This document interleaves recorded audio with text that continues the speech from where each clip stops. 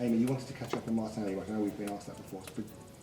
Just to see if Martinelli and Hincapié are how they're looking. Martinelli is more a knock, and he wasn't comfortable to carry on after the second half.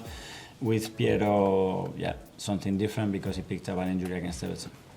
Okay, we'll go 12 o'clock Boxing Day. We'll kick off with Premier League TV. Zira? Hello, Hi. Michelle. Brighton next. Another young manager, Fabian Hertzel. What have you made of Brighton's season so far and their style of play? Well, obviously it's a club that I admire a lot, and what they've done, I think, over the last 10 years is incredible. They have different managers, and now Fabian's came in and brought some very different ideas as well. A lot of energy, a really committed team, and look very together. A lot of quality. They can play in different ways. They have versatile players, so it's going to be a tough match. We spoke about a really busy December period.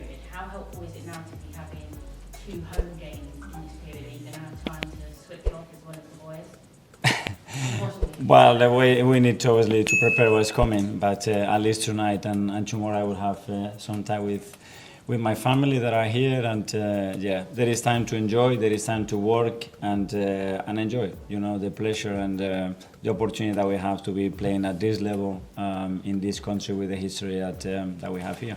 I want to talk about Calafiori. There's been a positive increase in his defensive stats. He's in the top 5 players who have been the least dribbled past this season. Timber's in the top 5 as well. We know he's played centre-back before, but he plays left-back mainly under you. When you have players like Gabriel out, would you ever nod for a left centre-back position there? We know you like to vary a bit. Do you think he could do that? And how happy are you with the progress of his defensive awareness? Well, he's done that. What he didn't do before is play as a fullback. So we brought him as well because we believe that he could do both of them. Those that are really important, especially if they're still aggressive to win the ball. I don't want players just going backwards, don't to be dribbled. So those two have a great mindset. Ricky's availability has been really good this season as well, and I think tonight he's played a really good game. Sam from Sky? Hi, Mikel. It's great to see Kai Havertz back in training for the first time this week. How close is he to making this one?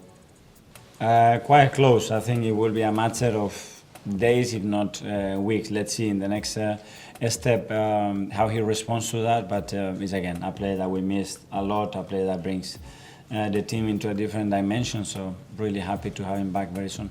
And do you think we'll see Gabriel Magalhaes back across the next week or so? We have to wait and see. Again, he hasn't trained yet, so he's still doing his rehab, but hopefully as quick as possible because we know the situation that we have in the backline. Just on Gabriel Jesus, normally when you see players out for so long, don't start again for so long, they play like an hour and then you manage their minutes. He played a little bit longer than that today. Was that the plan? Also, what does he bring to this team that's maybe different from the other 9 matches that he had? Yeah, he's very fit. We've been gradually increasing his minutes, but today, as long as he was okay, everybody was happy to let him go. And before, obviously, we started to take risks and get him to fatigue mode. We took him off, but very happy. Okay, we'll do a couple more things, ESPN. Brighton at home last season, you drew. Declan Rice was sent off. I remember very well. Tell me about it. I was very in the manner that we play with 10 men, so hopefully it's going to be very different next time. I mean, it came in that period of the season, you had a sort of few red cards, kind of bizarre red cards at the start of the season, but you haven't had that this year. I mean, can you just talk a bit about that? I think the rules are different now. So, we paid a big price with that rule, and hopefully that stays away, and we continue to play with 11 players. Just a look, you're actually top of the fair play league. I didn't know. It was good. It's quite a turnaround. Yeah, it's very good, yeah. And finally, we'll go to Nicola.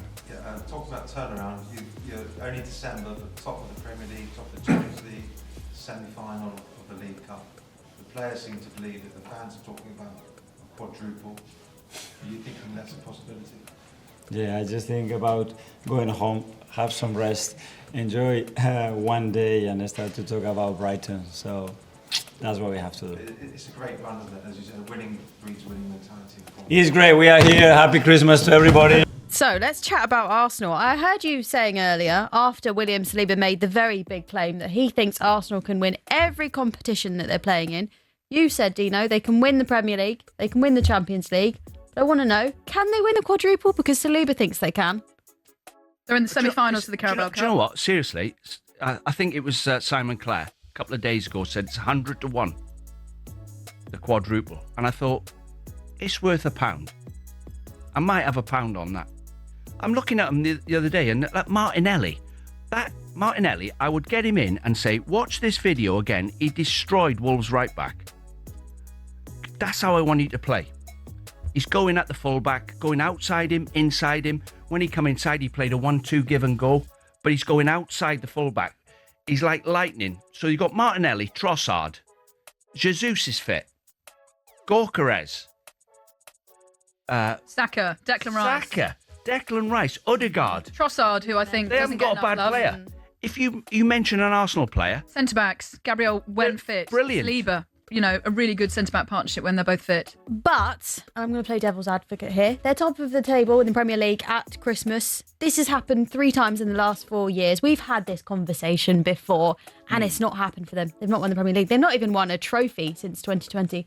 All those players, yes, I get that they're great, but why is this year different? Because they've had the majority of those players before. Is it down to other teams faltering? No, it's fair enough, but and it's getting more difficult every year because when you play for Arsenal, when you go to play a game anywhere, it's like a World Cup final for the team you're playing against. You're playing against the leaders. That's a different pressure. They're all bang up for it, so it becomes more difficult. But Gyökeres he's not doing as well as everybody thought he'd do. But he's still adapting to the Premier League. He's a goal scorer. And I disagree with Rory Jennings, who called him a dud. That actually made me quite angry because he's come from Sporting Lisbon, scored a lorry load of goals. You've got to adapt to the Premier League. You've got to give him time. I think he's a brilliant striker, and he does so much work off the ball. He creates a lot. He just needs to score more goals, and he will come good. You can't teach him that. Honestly, you can't. To score goals, he has done for Sporting Lisbon. Yeah, you can't, but you can't teach it. Like, that is an instinct that's in you. So you have to put him on the pitch and let him find the ball. The ball will. The top strikers find the ball in the box. Don't just hit you on the head and go in. Your movement. But some are better running in behind, or whether for example, I think Gyökeres is better with actually running in behind rather than his back to goal.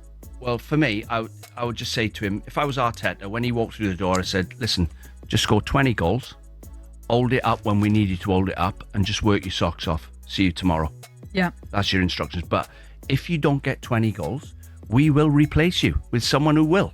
Yeah. We've got loads of money, and that's the pressure he's under. Well, Arsenal's next game is against Brighton tomorrow, so let's see how they get on.